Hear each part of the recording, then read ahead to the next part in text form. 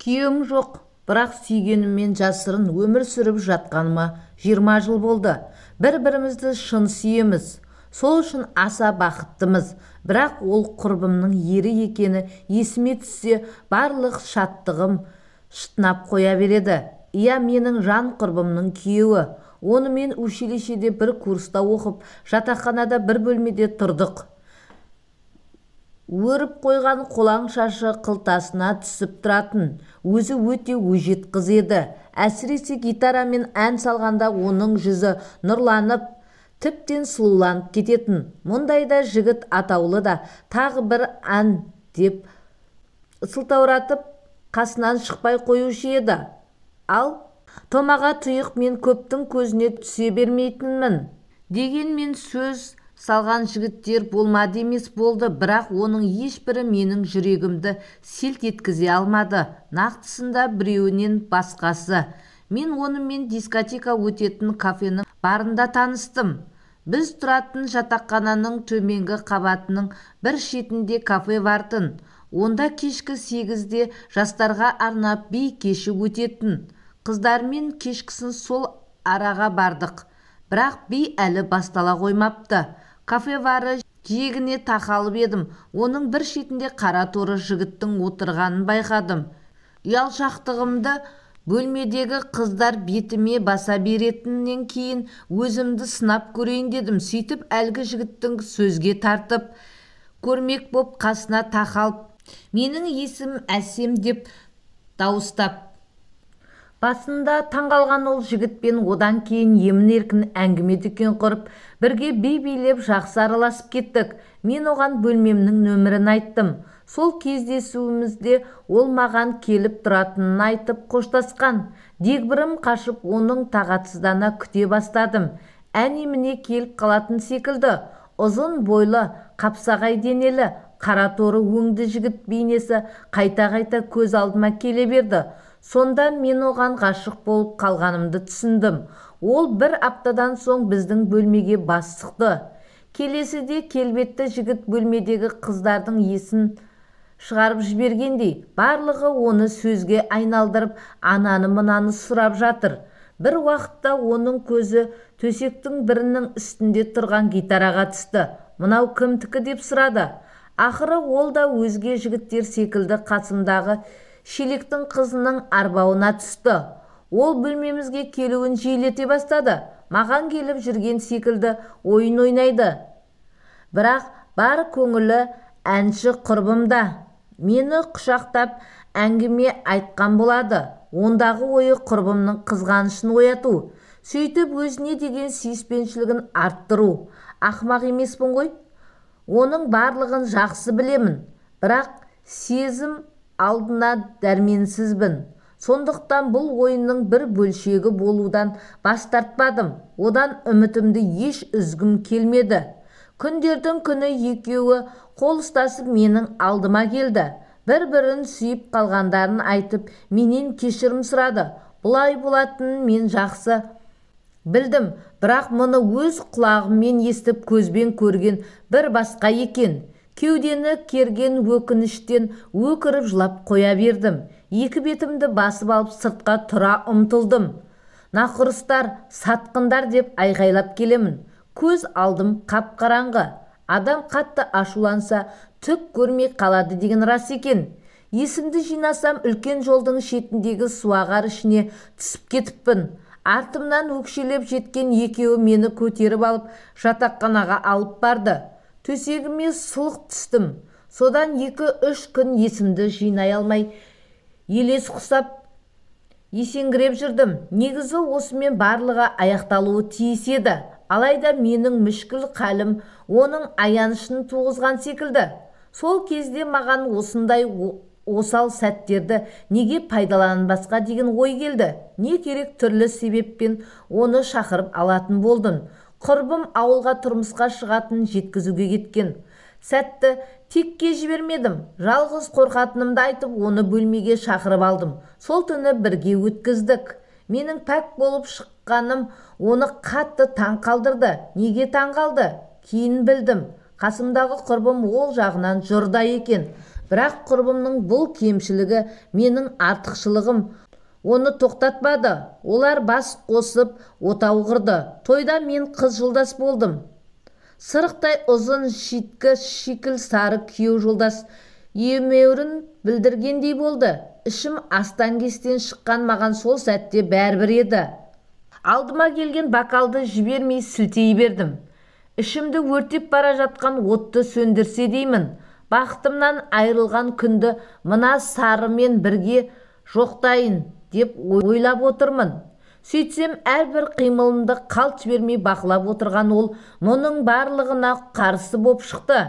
Кезекті бір бокалды көтергелі жатқан қолымды қарс ұстаған қалыңдық күйеуі мені шеткері жаққа алып шықты. Болды, жетер енді деді. Менің басым бос, енді не істеймін десем де өзім білемін деп қоямын оған. Ашуланып, тістеніп, құлағыма жақындай сөйлеген ол: сенің басың бос емес, сен менікісің деді. Басында абдырап қалдым, өйткені мұндайды одан күткенім жоқ. Одан кейін тоқтай алмай қарқылдап күле бастадым. Адамның күлкісін келтірмеші дедім. Бірақ бұл арада күлкілі түк жоқ еді. Шындығы солайтын. Мен 12 болғанмын, әлі де 12-мін. Үйленіп жатса да одан бас тартпақ ойым жоқ. Сонда да маған не істеу керек? Оның жауабын ол айтты. Ол маған жиі келіп тұруға уәде етті. Мен оған үнсіз келістім. Одан бері 20 жылға уақыт өтті. Қазір оның жеке меншік клиникасы бар. 2 отбасын асырауға тапқан табысы артығымен жететін сияқты. Маған қала ортасынан бір бөлмелі үй алып берген. Барлық іс қимылым бақылауда. Ол сондай қызғаншақ. Бірақ оның көзіне шөп салу менің өңім түгілі түсіме де кірмейді. Бірде Түркияға, тағы да бірге Кореяға демалуға бардық. Барлығымыз, яғни оның әйелі, бала шағасы мен. Құрбыммен қостанып қатты қиналдым. Демалған құрлы болмадым. Ақыры шыдай алмай Жанарға: менен күйеуіңді қызғанбайсың ба? Бір түрлі боп жүрмін сендерге ілесіп алғаныма деп қойдым. Сөйтсем ол күліп: басқа, бірақ сенен қызғанбаймын деді. Оның талғамындағы қыз келіншектер қатарына мен жатпайды екенмін. Осылайша өз-өзіме келгенім бар. Иә, ол құрбымның баршамен мойындалған ресми күйеуі, ал менің баршадан жасырын махаббатым. Құрбымның 2 ұлы, 1 қызы бар, ал менің 1 қызым бар. Оның тұңғышы институтта оқиды. Менің қызым болса енді тілі шығып келеді. Ол кейіннен дүниеге келді. Алдында ол келіспегендіктен жүктілігімді үзген кезім де болды. Ақыры өзгеге күйеуге шықпайтындығыма, сүйгеніммен өмірлік көңіл қосқаныма әбден көзім жеткенде, онымен санасып жатпай-ақ қызымды туып алдым. Өзінен алмайды. Ол да қызы десе ішкен асын жерге қояды. Оны папа деп жүр. Қызым өскен сайын менен маза қаша бастады. Өйткені құрбыммен араласып тұрамыз. Өткенде балаларды қыдыртуға барғанымызда отағасы бірге алып шықты. Ол үйдегілермен бірге, біздікі де оны папалап қоймайды. Зәрем ұшып кетті. Ер адам көрсе осындай әдеті бар. Барлығын папа деп айта береді деп ақталдым. Ал құрбыма жұмыстағы бір көңілдесімнен өзім үшін туып алдым деп кезінде сыр ақтарғанмын. Ол оған сенді. Тіпті бұл шешімді қуаттады да. Үйді де сол көңілдесім әперуге көмектесті дегем. Қалай дегенмен де бұлай жүре берсек, күндердің күні 2 үйдің балалары, папалары бір адам екенін біліп қоюы оп-оңай ғой. Сұмдық сонда болады. Осы бір ой соңғы кездері маған маза бермей жүр. Мен өзім үшін емес, қызым үшін алаңмын. Кейде осы қаладан көшіп кетсем бе деймін. Бірақ ол мені жібермейді. Ал өйтпесек ұзақ жыл сақтаған құпиямыз ашылып қалатын түрі бар. Солай десем, сен бостан-босқа алаңдайсың. Осыған дейін де ешкім білмеді, осыдан кейін де ешкім білмейді. Тек сақ болсақ болғаны деп қояды. Әрине, оған сенгім келеді, бірақ қызымның өмірі күл-талқан еткім келмейді. Мен секілді ол да жасырынбақ ойнап, іштей қиналмаса деймін. Сонда маған қайткен дұрыс? Қатты қиналып жүрмін. Мүмкін бұл менің күнәм үшін осы өмірдегі жазам шығар. Оны өтеуге дайынмын, бірақ қызымның еш жазығы жоқ қой. Ол біздің жалғандығымыздан жапа шекпесе деймін. Менің басыма жазғанды оған бермесе екен деп тілеймін. Темекі тартып көлігімді шұқылап тұрған маған сәлем бере салып осылай деді. Не болды? Деп үлгермедім. Әңгімені асығыс-үсігіс өзі бастап кетті. Квартирант қызбен төсектес болдым. Қазір заман қиын, ақша табу оңай емес. Бір айлыққа қараған күн құрсын. Мына пәтерді кредитке алғалы бері кредитін төлеу қиынға соқты. Ақыры әйеліміз екеуміз ақылдаса келіп бос тұрған бір бөлмеге бір-екі квартирант қыз алмақ болдық. Ондағымыз табатын табысымыз кредитке кетсе де, қыздардың берген ақшасы шай пұлымызға жететін шығар деген үміт еді. Алғашында жас отбасы алсақ па деп ойлап едік. Бірақ олардың келер-кетер қонағы ертең бөпесі болады. Үйіміздің опыр-топыры шығады деп ойлай келе, бір бөлмеге екі қыз алдық. Бар пәле осыдан басталды. Екі қыздың бірі байдан шыққан жас келіншек еді. Бір сыдырғы түрі, сымбатты болған соң кейде көзім түйісіп қалып жүрді. Оған да сол керек пе? Әйелімнің көзін ала бере маған ішіп жеп қарайды. Бір түрлі екен. Кейде әйелім үйде болмай, мен жалғыз қалсам шай қойып мені бірге ішуге шақырып жүрді. Қазақтың тана көзін сүзбесе, бұқа жібін үзбейді деген рас екен. Өзі сүйкеніп өліп жүрген келіншекті үйде ешкім жоқ кезде қолынан тартып, өзіме икемдеп едім, қойныма кіріп кетті. Ары қарай түсінікті ғой енді. Еркек емеспін бе? Содан бастап үйде оңаша қалсақ, квартирант келіншекпен құшағым айқаса кетіп жүрді.